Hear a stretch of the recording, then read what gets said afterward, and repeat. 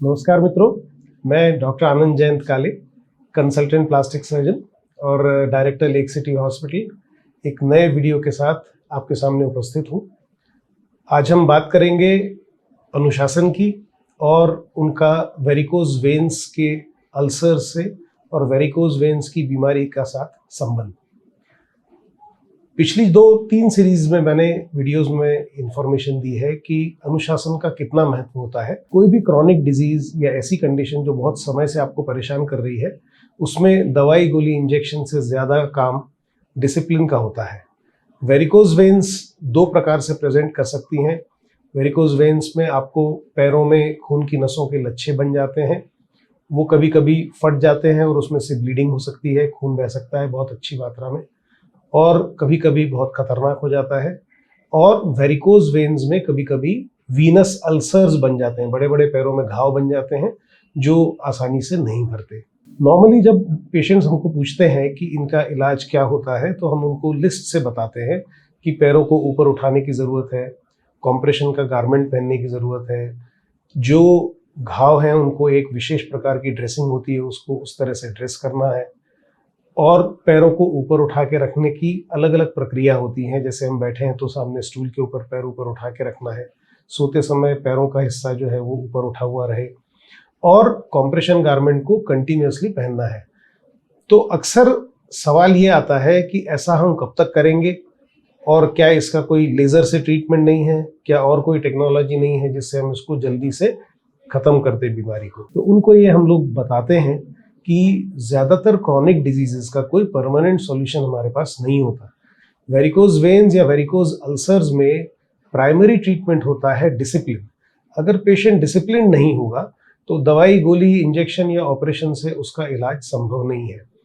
कुछ प्रिवेंटिव और कुछ करेक्टिव मेजर्स आपको लेने पड़ते हैं। तो स्पेसिफिकली इस बीमारी में, जिसको हम वेरिकोज वेन्स और वेरिकोज अल्सर्स बोलते हैं, जो स्पेसिफिक डिसिप्लिन का पार्ट है वो ये है कि कॉम्प्रेशन गारमेंट को हफ्ते में 7 दिन, साल के 12 महीने कंटिन्यूसली पहनना होता है। इसकी लाइफ होती है 4 से 6 महीने। 4 से 6 महीने के बाद कॉम्प्रेशन गारमेंट को आपको निकाल के दूसरा बनवाना पड़ता है। मेरा फिर से ये रिक्वेस्ट रहेगा कि कस्टमाइज्ड कॉम्प्रेशन गारमेंट, मतलब अपने पैरों के नाप के हिसाब से जो कॉम्प्रेशन गारमेंट बनता है वो ही पहनना होता है। ये जो रेडीमेड गारमेंट्स होते हैं ये उतने इफेक्टिव नहीं होते। हमारे पैरों की बनावट और बाहर के पैरों की बनावट अलग होती है। उसके लिए हमको प्रॉपर मेजरमेंट्स देके और कॉम्प्रेशन गारमेंट्स सिलवाने होते हैं और उनको पहनना होता है।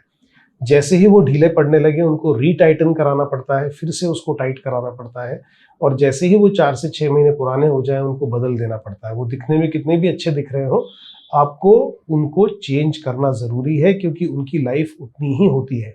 सो डिसिप्लिन का बहुत ज़्यादा इंपॉर्टेंस है वेरिकोज वेन्स में और वेरिकोज अल्सर्स में। बड़े बड़े घावों की ड्रेसिंग होती है, लेकिन कॉम्प्रेशन गारमेंट पहनने से और रिलीजियसली उस चीज़ को फॉलो करने से बड़े बड़े घाव भर जाते हैं और वो प्रॉब्लम फिर से आने की गुंजाइश बहुत कम हो जाती है। नेक्स्ट क्वेश्चन आता है कि लेजर्स कराने के क्या फ़ायदे होते हैं, क्या लेज़र कराने के बाद कॉम्प्रेशन गारमेंट की रिक्वायरमेंट ख़त्म हो जाती है? ऐसा नहीं है। लेज़र्स से डिजीज़ का प्राइमरी ट्रीटमेंट नहीं होता। लेज़र्स एक स्पेसिफिक छोटी सी प्रॉब्लम को ठीक करने के लिए इस्तेमाल किए जाते हैं। एंडोवीनस लेज़र हो, चाहे आरएफ टेक्नोलॉजी हो, या फिर उसमें हॉट स्टीम हो, अलग अलग तरीके से वेरिकोज वेन्स का इलाज किया जाता है। लेकिन कोई भी ट्रीटमेंट कॉम्प्रेशन गारमेंट को अपनी इस्तेमाल करने की जो ज़रूरत है उससे ख़त्म नहीं करता। कॉम्प्रेशन गारमेंट ज़रूरी होता है। पैरों को ऊपर उठा के रखने का जो लाइफस्टाइल चेंज है वो भी ज़रूरी होता है। पैरों की रेगुलर मॉलिश ये भी ज़रूरी होती है।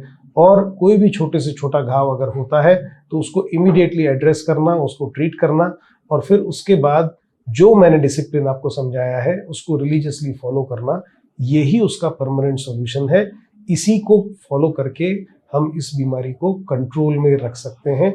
ये बीमारी रिवर्सिबल नहीं होती, ये कभी भी ख़त्म नहीं होती, ये हमारे साथ ही जाती है। फिर एक नए वीडियो के साथ आपके सामने उपस्थित होऊंगा। नमस्कार।